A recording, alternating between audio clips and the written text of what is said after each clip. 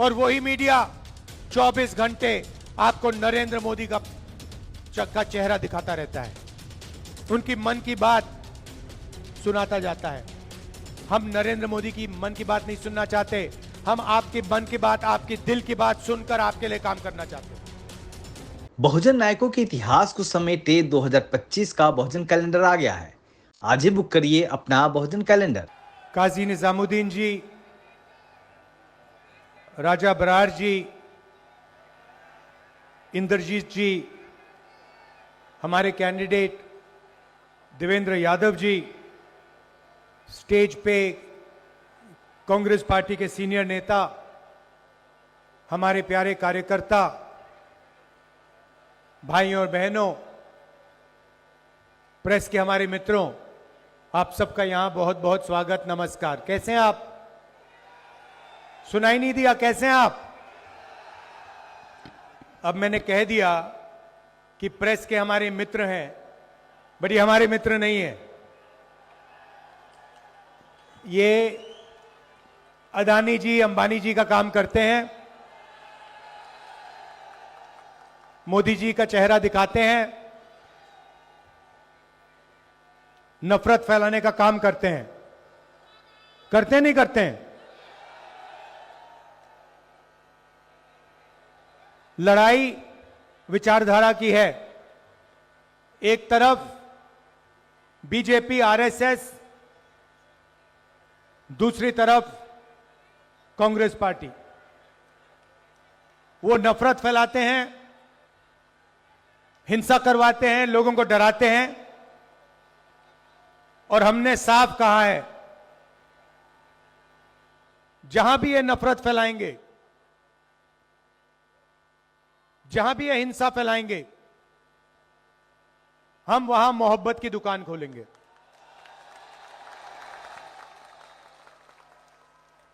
चार 4,000 किलोमीटर कन्याकुमारी से कश्मीर,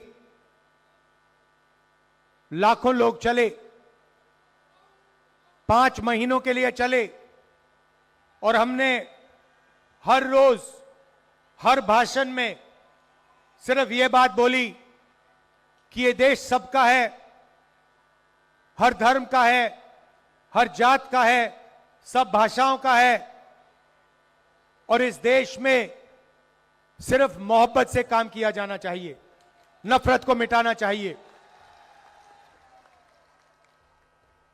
भाइयों और बहनों, पिछले चुनाव में, लोकसभा में, नरेंद्र मोदी जी और बीजेपी के लोगों ने 400 पार की बात की और कहा कि अगर हमें 400 सीटें मिल गई तो हम संविधान को, अंबेडकर जी के संविधान को, गांधी जी के संविधान को खत्म कर देंगे, बदल देंगे। उनके नेता ने, मोहन भगवत जी ने कुछ ही दिन पहले कहा कि आजादी 15 अगस्त 1947 को नहीं मिली, आजादी मोदी जी लाए हैं। इसका मतलब ये हिंदुस्तान के संविधान को मानते ही नहीं है, ये हिंदुस्तान के संविधान को खत्म करना चाहते हैं। यही लड़ाई है।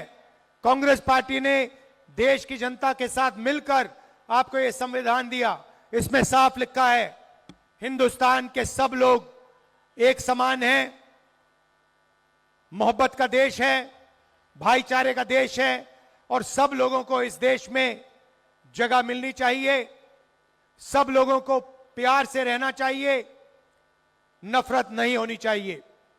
मोदी जी नफरत क्यों फैलाते हैं? नफरत इसलिए फैलाते हैं क्योंकि वो चाहते हैं कि देश की जनता एक दूसरे से लड़े, एक दूसरे से नफरत करे, बढ़ जाए और कमजोर हो। और जब जनता बढ़ जाती है, ध्यान उबर जाता है, तो फिर नरेंद्र मोदी जी आपका धन अदानी और अंबानी जैसे लोगों को देते हैं। भाइयों और बहनों, यहां आपके पास पीने का पानी नहीं है, आपको अपनी प्रॉपर्टी राइट्स नहीं मिली, मालिकाना हक नहीं मिला, आप पोल्यूशन में रहते हो, और आपका जो पैसा है, जो आपके शिक्षा में जाना चाहिए, स्वास्थ्य में जाना चाहिए, इंफ्रास्ट्रक्चर में जाना चाहिए, पोल्यूशन को खत्म करने में जाना चाहिए, वो सारा पैसा नरेंद्र मोदी, अदानी और अंबानी जी को देते हैं। मैंने मीडिया की बात की, मैं आपसे पूछता हूं, दिल्ली में जो आप गंद देख रहे हो, गंदगी देख रहे हो, पोल्यूशन देख रहे हो, बेरोजगारी देख रहे हो, महंगाई देख रहे हो, इसके बारे में मीडिया ने कभी आपको दिखाया है? कभी मीडिया में डिस्कशन हुआ है? नहीं। मगर मीडिया आपको अंबानी जी की शादी दिखाएगी, अमिताभ बच्चन का नाच दिखाएंगे, डांस गाना दिखाएंगे, क्रिकेट मैच दिखा देंगे, मगर हिंदुस्तान की सच्चाई कभी नहीं दिखाएंगे। और वही मीडिया 24 घंटे आपको नरेंद्र मोदी का चेहरा दिखाता रहता है, उनकी मन की बात सुनाता जाता है। हम नरेंद्र मोदी की मन की बात नहीं सुनना चाहते, हम आपकी मन की बात, आपकी दिल की बात सुनकर आपके लिए काम करना चाहते हैं। तो बीजेपी नफरत फैलाती है, बीजेपी माइनॉरिटीज के खिलाफ है, दलितों के खिलाफ है, पिछड़ों के खिलाफ है, गरीबों के खिलाफ है, किसानों के खिलाफ है, मजदूरों के खिलाफ है। भाइयों और बहनों, 16 लाख करोड़ रुपए नरेंद्र मोदी जी ने अंबानी जैसे, अदानी जैसे 25 लोगों का कर्जा माफ किया है। आपका कितना किया है? किसानों का कितना किया है? स्टूडेंट्स का कितना कर्जा माफ किया है? छोटे दुकानदारों का कितना कर्जा माफ किया?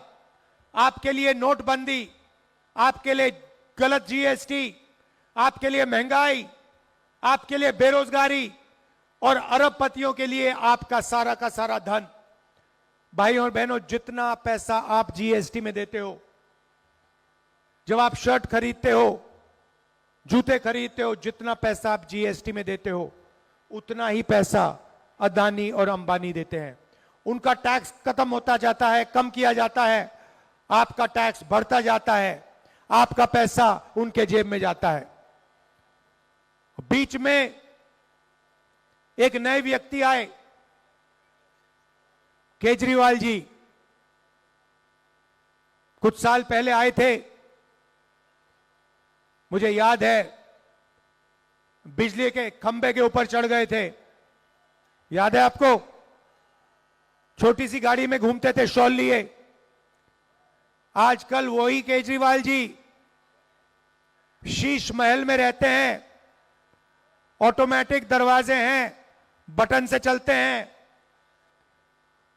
और जिस व्यक्ति ने कहा था कि मैं दिल्ली को साफ करूंगा, भ्रष्टाचार मिटाऊंगा, यमुना में स्नान करूंगा, यमुना का पानी पीऊंगा, उसी व्यक्ति ने आप सबके सामने शराब का सबसे बड़ा स्कैम, सबसे बड़ा भ्रष्टाचार किया। पूरा देश जानता है। केजरीवाल जी सोचते हैं कि देश नहीं समझता है, देश नहीं जानता है, मगर सच्चाई यह है कि केजरीवाल जी, सिसोदिया जी ने दिल्ली में भ्रष्टाचार किया है। यह सच्चाई है। झूठे वायदे किए। 5 साल पहले आए और उन्होंने कहा यमुना में मैं जाके नहाऊंगा, यमुना का पानी पीऊंगा। मैं चैलेंज देता हूं केजरीवाल जी, आप दिल्ली के लोगों को गंदा पानी पिलवाते हो, यमुना जी का पानी छोड़ो, यहां जो पानी मिल रहा है उसी को पी के दिखा दो।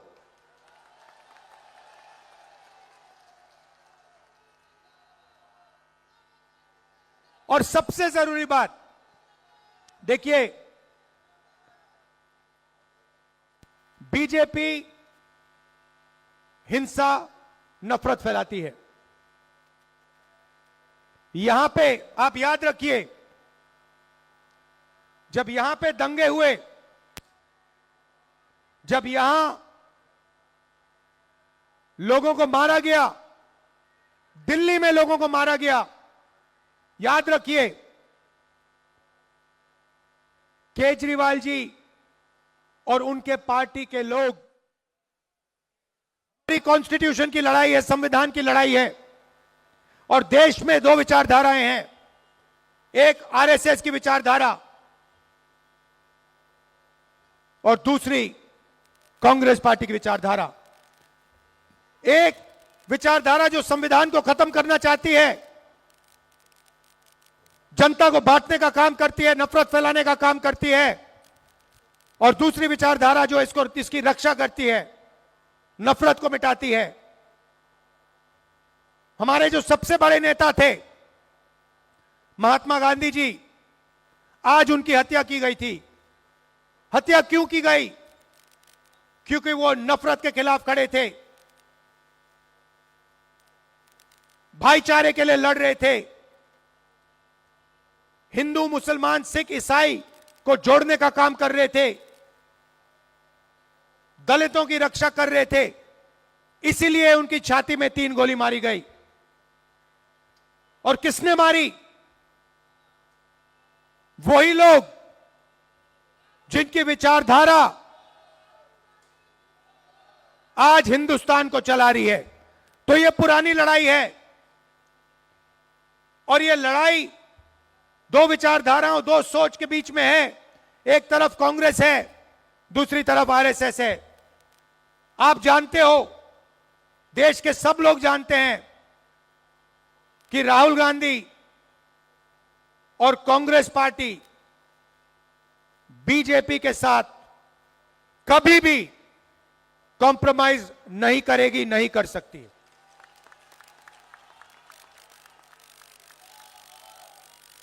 और आप देखिए मेरा इंटेरोगेशन हुआ, 55 घंटे, 32 केस लगा रखे हैं। मैं नहीं डरता उनसे, मुझे कोई नहीं फर्क पड़ता। मैं कहीं नहीं भागा था, मैं दौड़ के नहीं निकला। मैंने कहा भैया गिरफ्तार करना, पकड़ो मुझे, ले जाओ अंदर। मैं नहीं डरता तुम लोगों से। मेरा घर उठा के छीन लिया,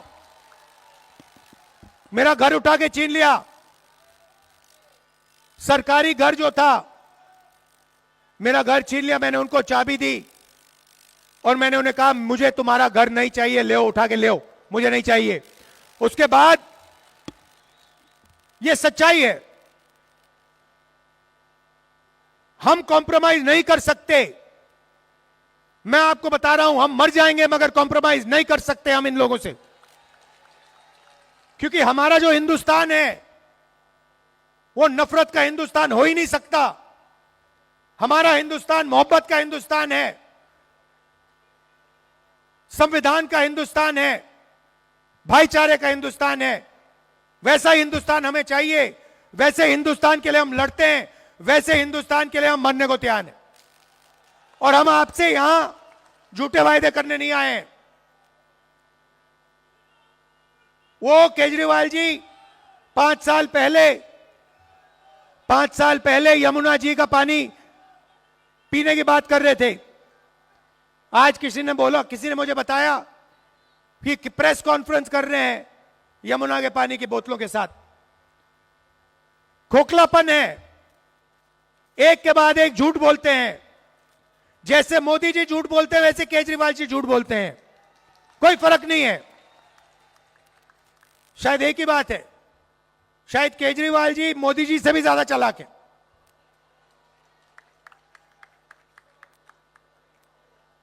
तो मेरा कहना है कि आप एक बात मत भूलिए, आपके साथ कौन खड़ा होता है, संविधान को कौन बचाता है और सच आपको कौन बोलता है।